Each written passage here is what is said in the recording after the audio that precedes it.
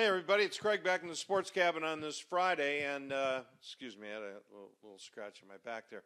You know, the Cubs parade is later today, and I thought, I wonder what the route's going to be like and what exactly, how the event is planned. These things usually look pretty much the same. Those in charge in Chicago have decided to do the same thing they did the last time the Cubs won it all. Of course, that was 1908. Teddy Roosevelt said as president he had other things to do. He couldn't make it. He's going to send one of his lieutenants from the Battle of San Juan Hill back in 1898. You know, the parade in 1908 was old hat because the club also won the World Series in 1907. All those parades, the two of them, started and ended at a saloon. That will not change for today's event, and that will include most of the Cubs fans. And longtime customers of the Cubs are convinced they can do it again next year given the young team.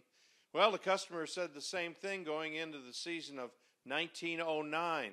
And since so many fans said that they could die now after Game 7 the other night, the city's funeral directors are going to have to gear up.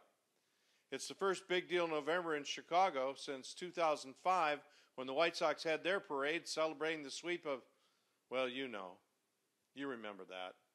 I like this November a lot better. And checking the schedule down the weekend, no Texans game, no U of H to sweat out, so Houstonians can begin talking to each other once again. But it occurred to me in that vein, there was a lot of baseball talking on Thursday, the day after that wild game Wednesday night.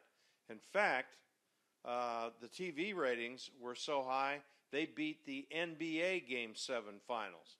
And I don't know about you, but I didn't see that coming. This is Craig Roberts on Click 2 Houston.